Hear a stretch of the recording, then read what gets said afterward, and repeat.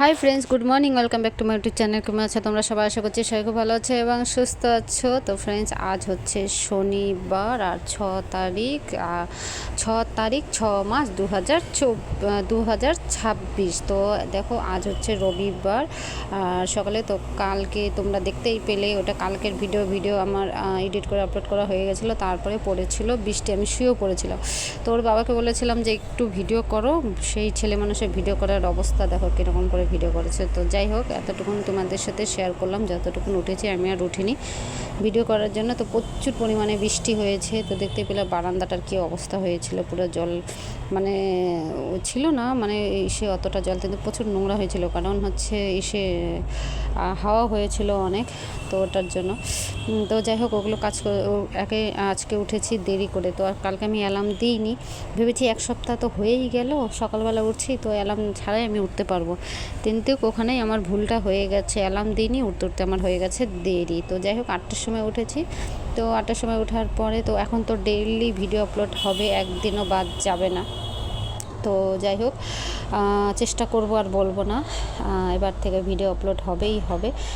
যদি কোনো খুব বিশাল বড় কোনো অসুবিধা না থাকে, যেরকম লাইন চলে যায় বা কোনো কিছু অসুবিধা যদি না থাকে, তাহলে ভিডিও আপলোড হবেই হবে, ডেইলি একটা করে হলেও ভিডিও আপলোড যাবে। তো যাই হোক, এখানে দেখো, শনিবার মেয়ের স্কুল ছুটি। তো এদের গরমের ছুটি এখনও পড়েনি, তো 10 তারিখ থেকে পড়বে, গরমের ছুটি স্টার্ট হবে। তো এই যে আজকে হচ্ছে শনিবার, তো এই যে একে ঘুম থেকে উঠিয়ে নিলাম, তারপরে এখানে চুলগুলো আশ্রয় দিচ্ছি। তো এত গরমের মধ্যে মানে কি বলবো, চুলগুলোর জন্য ওর মানে খুব অসুবিধা হয়েছে। চুল এক জায়গায় কাটতে পাঠিয়েছিলাম, প্রথমে পার্লারে পাঠালাম, তো পার্লারটা মানে বন্ধ ছিল, ওখানে কাটায়নি।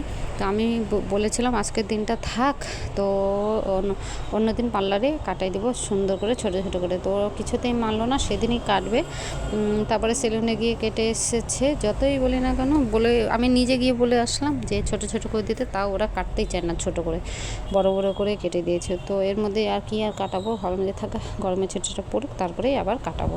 তো এখানে এই দেখো, মেয়েকে খেতে দিয়ে দিলাম। আর এখানে আমাদের চা হয়ে গেছে। তো চা বিস্কুট আমি খাই না, শুধু চাই খাই। আজকে আমার মনে হলো যে একটু খাই। তারপরে এখানে আমি সকালে খাবার বানিয়ে নিলাম, একবার ভাবলাম বানাবো না, আবার প্রচুর খিদে পেয়ে যাবে, পরে কাজে মন লাগবে না, সেই জন্য সুজি আর এখানে রুটি বানিয়ে নিলাম।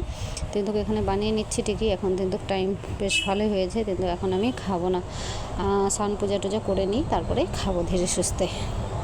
তো যাই হোক, এখানে বানিয়ে নিচ্ছি, শুকনো রুটি বানাচ্ছি, পরোটা লুচি কিছুই বানালাম না, সুজি বানিয়েছি, কারণ হচ্ছে গরমের মধ্যে অত তেল না খাওয়াই ঠিক আছে। তো এখানে দেখো, আমি পুজো দিয়ে দিলাম, তারপরে এখানে এই যে টিফিন বানানো হয়ে গেল।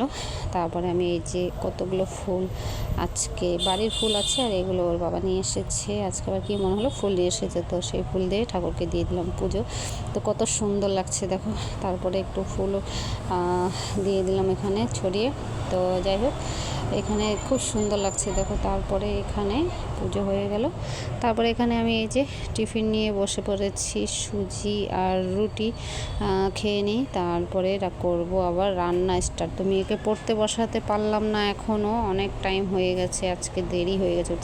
তারপরে এই যে এখানে দুপুরে রান্না, মাছের ঝোল, লাল শাক, আর হচ্ছে এখানে এই যে কাঁকরোল ভাজা হচ্ছে। তো এই যে দুপুরের খাওয়াটা। তো ফ্রেন্ডস, ভিডিও আজ বলতে কাল আবার দেখাবে নতুন একটা ভিডিওর সাথে। তোমরা সবাই ভালো থেকো।